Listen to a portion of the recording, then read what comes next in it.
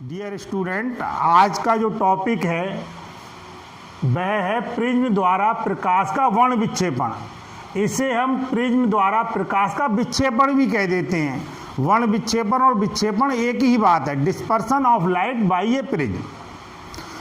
तो प्रिज्म क्या होता है बेटा? दो अपवर्तक पृष्ठों पर झुका हुआ समांगी पारदर्शी माध्यम जैसे कांच, इसके द्वारा बना हुआ होता है।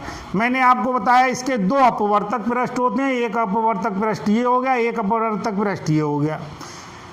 जब किसी प्रिज्म से होकर श्वेत प्रकाश की किरण गुजरती है तो श्वेत प्रकाश की किरण जब अपवर्तित होने के बाद निर्गत होती है तो निर्गत होने पर यह अपने 7 अवयवी रंगों में विभाजित हो जाती है। श्वेत प्रकाश की किरण का किसी प्रिज्म से गुजरने के बाद 7 अपने अवयवी रंगों में विभाजित हो जाने की घटना को ही वर्ण विक्षेपण कहते हैं। अब वर्ण विक्षेपण का जो कारण है, विभिन्न रंगों के प्रकाश की किरणें जब प्रिज्म से निर्गत होकर निकलती हैं तो यह अलग अलग कोणों पर झुक जाती हैं और इनके लिए एक प्रकार से हम कह सकते हैं, इनके लिए जो विचलन कोण हैं, विचलन कोण के मान क्या होते हैं? अलग अलग होते हैं। इनमें से बैगनी प्रकाश की किरण जो है, बैगनी प्रकाश की किरण सबसे ज़्यादा झुक जाती है और जो लाल रंग के प्रकाश की किरण है वो सबसे कम झुकती है। इन 7 अवयवी रंगों के क्रम की जो पट्टी बनती है या बैंड बनता है, इसे हम क्या कहते हैं? स्पेक्ट्रम कहते हैं। ये जो स्पेक्ट्रम है, तो मैंने आपको बताया था श्वेत प्रकाश का किसी प्रिज्म से गुजरने के बाद अपने अवयवी 7 रंगों में विभाजित होने की घटना को ही हम वर्ण विक्षेपण कहते हैं। अब ये जो वर्ण विक्षेपण के कलर्स होते हैं, आप ध्यान रखिए, इसका एक सिस्टम बनाया हुआ है। ये क्या होते हैं? विबग्योर फॉर्म में होते हैं। विबग्योर, नीचे विबग्योर, नीचे वी फॉर वायलेट। तो ये क्या होता है? बैगनी। फिर आता आई। आई है इंडिगो के लिए। इंडिगो मीन्स क्या है? जामुनी। बी फॉर क्या है? ब्लू के लिए आया है। ब्लू कैसा है? नीला है। जी फॉर ग्रीन के लिए आया है। ग्रीन कैसा है? हरा है। वाई फॉर येलो के लिए आया है। येलो कौन सा कलर है? पीला है। ओ फॉर ऑरेंज के लिए आया है। ऑरेंज कौन सा कलर है? नारंगी है। और आर फॉर रेड के लिए आया है। रेड क्या है? रेड है, लाल कलर है। इस प्रकार से श्वेत प्रकाश अपने 7 अवयवी रंगों में विभाजित हो जाता है। इसकी बेटा डिटेल में इसे मैंने अभी संक्षिप्त को पढ़ाया है, 10th स्तर से पढ़ाया है। 12th स्तर में आप इसे और डिटेल में पढ़ेंगे कि किस प्रकार से ये अलग अलग कोणों से ये प्रकाश की जो किरणें हैं वो विचलित हो जाती हैं, झुक जाती हैं। उसका रीजन भी आपको पता वह है प्रिज्म के द्वारा प्रकाश का अपवर्तन, refraction of light by A prism. तो देखिए, अपवर्तन की घटना क्या होती है इसके बारे में आप लोग जानते हैं। किसी एक माध्यम से दूसरे माध्यम में प्रवेश करने पर प्रकाश की किरण का अपने मार्ग से विचलित हो जाना ही प्रकाश का अपवर्तन कहलाता है।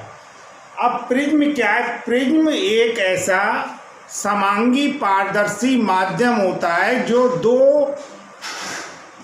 अपवर्तक तिरछे पृष्ठों के बीच घिरा हुआ होता है। ठीक है, इसे मैं आपको एक इसके सहायता से समझाने का प्रयास कर रहा हूँ। इसे आप देख सकते हैं, इधर वाले जो इसके पार्ट हैं, इस टाइप की जो संरचना है, ये प्रिज्म है। तो इसे आप अगर इसमें चित्र में देखना चाहें तो इसका ये प्रिज्म मैंने बनाया है, प्रिज्म है ABC। ध्यान से देखिएगा। अब आप देखिए, इसके जो A और B, A और C, ये दोनों पृष्ठ हैं, ये कैसे अपवर्तक पृष्ठ हैं। ये बीच में जो कोण है वो कहलाएगा प्रिज्म कोण A। ये बेटा दो अपवर्तक पृष्ठों के बीच गिरा हुआ है। समांगी पारदर्शी माध्यम के उदाहरण के रूप में समझ लें, जैसे क्या होता है? कांच। अब आप यहां पर ध्यान दीजिए, यहाँ पर प्रकाश का अपवर्तन 2 बार होगा। एक बार प्रकाश की किरण आप समझ रहे हैं, सबसे पहले प्रकाश की किरण वायु से कांच में जाएगी, एक बार अपवर्तन, और दोबारा प्रकाश की जो किरण है वो कांच से वायु में आएगी, तो एक बार फिर से अपवर्तन होगा।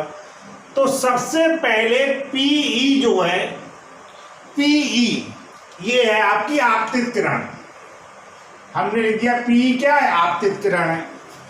तो आपतित किरण जब वायु से कांच में जाती है तो आप समझ रहे हैं विरल माध्यम से किस में जा रही है, सघन माध्यम में जा रही है।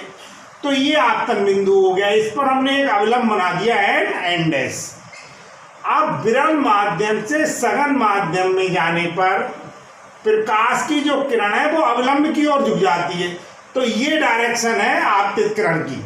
यहाँ पर पी आपतित किरण है तो और ये वाला अवलंब है, ये आपका क्या अवलंब है, तो ये क्या हुई, अवलंब की ओर झुक गई, ये अवलंब की ओर झुक गई। और ये वाली जो किरण कहलाई आपकी ईएफ को हम कहते हैं अपवर्तित किरण। ईएफ यहाँ पर बेटा ये वाली जो ईएफ है ये कैसी है, ईएफ है अपवर्तित किरण। अब यहाँ पर इधर आधे पार्ट को हम समझते जाएं, एन डैश अवलंब है और पीई आपकी क्या, ये आपतित किरण है। तो ये जो कोण हो गया, ये वाला कोण अवलंब और आपतित किरण के बीच में, ये हो गया स्मॉल आई यहाँ पर हो गया आपतन कोण। इसी प्रकार से ये अपवर्तित किरण है और ये है अवलंब, इनके बीच का जो कोण हो गया वो आपका हो गया स्मॉल आर, जिसे हम क्या कहते हैं, अपवर्तन कोण कहते हैं। अब इसके बाद देखिए ईएफ, ये अपवर्तित किरण कहलाई। अब प्रकाश की जो किरण है, प्रकाश की किरण कांच से प्रवेश किसमें करेगी, वायु में, यानी सघन माध्यम से किसमें जाएगी, विरल माध्यम में जाएगी। तो देखो बेटा यहाँ पर देखें, फिर हमने एक पुनः अवलंब बनाया जिसका हमने नाम रख दिया पी डैश। अब मैंने, आप जानते हैं, जानकारी में आपकी है, ये जो एंगल ऊपर दिखा रहे हैं और ये एंगल दिखा रहे हैं, ये क्या हो गया, 90 हो गए, क्योंकि हमने तल पर क्या बनाया, अवलंब बनाया है। तो प्रकाश की किरण जब सघन माध्यम से विरल माध्यम में जाती है, यहाँ पर कांच से जब ये वायु में जाती है, तो आपको पता है अवलंब से क्या होती है, दूर हट जाती है।